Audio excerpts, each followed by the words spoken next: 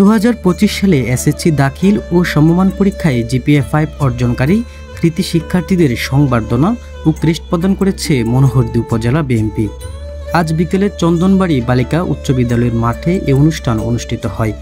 অনুষ্ঠানে প্রধান অতিথি হিসেবে উপস্থিত ছিলেন বীর মুক্তিযোদ্ধা সর্দার সাখাওয়াত হোসেন বকুল, সাবেক সংসদ সদস্য নরসিংদী 4 আসন, সিনিয়র সহসভাপতি নরসিংদী জেলা বিএনপি ও আহ্বায়ক মনোহরদী উপজেলা বিএনপি।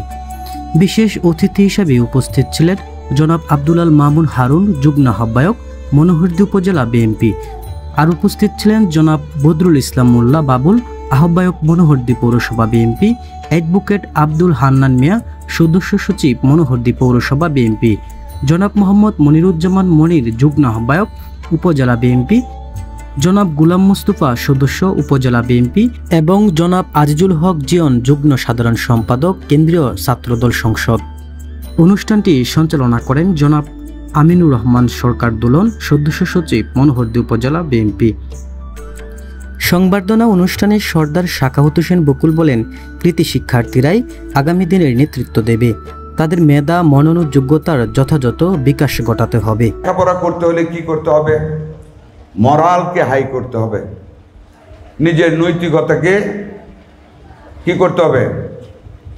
নৈতিকতাকে সমৃদ্ধশীল করতে হবে। When money is lost, nothing is lost. টাকা যখন চলে যায় এটা কিছুই না। When health is lost, something is lost. স্বাস্থ্য যখন ভঙ্গুর হয়ে যাবে কিছুটা হারাবা।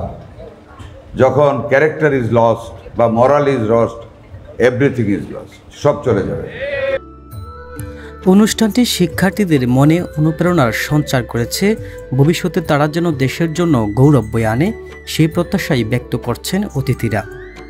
আলামিন হোসাইন, এটিএন বাংলা, নরসিংদী।